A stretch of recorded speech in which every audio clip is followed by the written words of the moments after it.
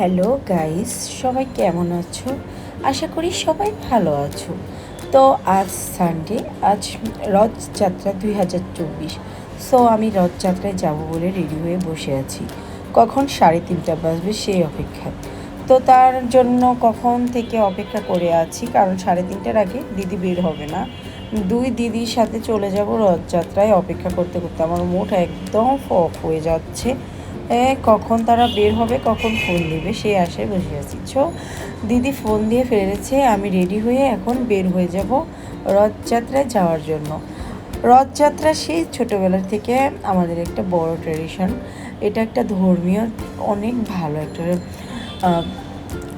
অনুষ্ঠান। সো আমরা এখন চলে যাব রথযাত্রা ঢাকা, পুরান ঢাকার স্কন রথযাত্রায়।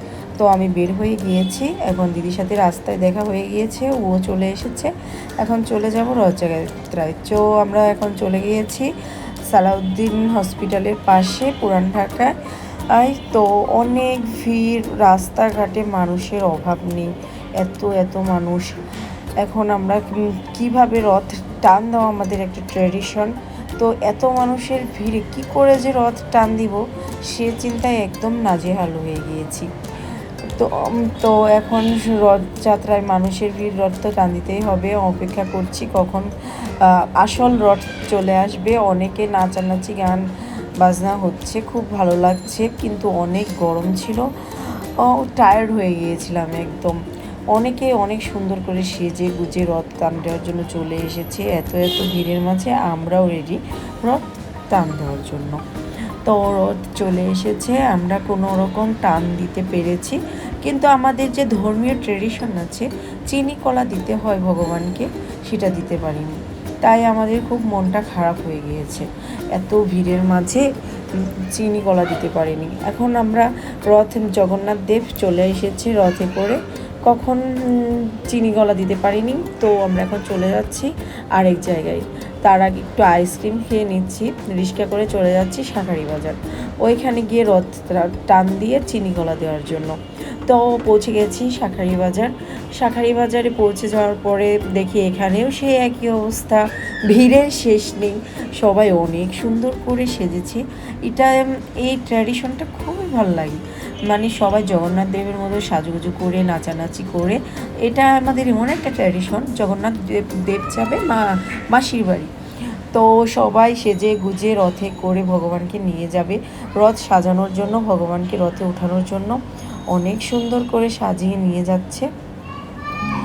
তো আগে গেল বলরাম ঠাকুর, তারপরে আসবে জগন্নাথ।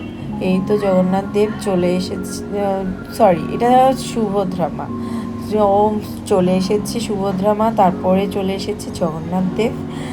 অনেক সুন্দর করে সাজিয়েছে, ছাতা মাথায় দিয়ে ভগবানকে নিয়ে যাচ্ছে রথে তোলার জন্য।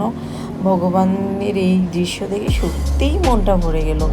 তো এখানেও যেহেতু ভিডিও করার খুব কষ্ট হয়ে যাচ্ছে, এত সুন্দর করে সাজাচ্ছে, চারদিকে ফল টল দিয়ে ভগবানকে একদম সাজসজ্জায় রঙিন করে নিচ্ছে।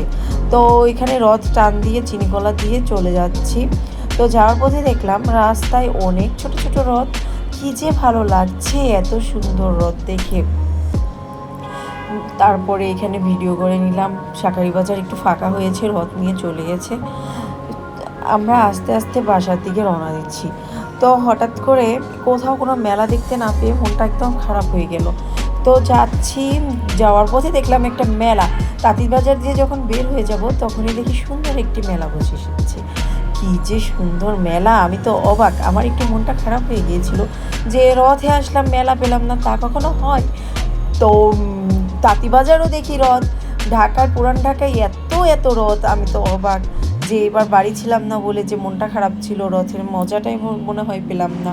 ছোটোবেলায় অনেক মজা করতাম রথে। তো এত সুন্দর চুড়ি মেলার সব কিছু দেখে মনটা ফ্রেশ হয়ে গেল, কিছু কেনাকাটা করে নিলাম। সবাই মিলে খুবই এনজয় করলাম রথযাত্রায়। গরম ছিল বলে একটু কষ্ট হয়েছে, তবুও অনেক মজা করেছি আমরা। So guys, thank you so much. আমার এই ব্লগটা যদি ভালো লেগে থাকে আপনাদের, অবশ্যই লাইক কমেন্ট করে আমার পাশে থাকবেন, আর সাবস্ক্রাইব করতে একদমই ভুলবেন না। সবাইকে অনেক অনেক থ্যাংক ইউ।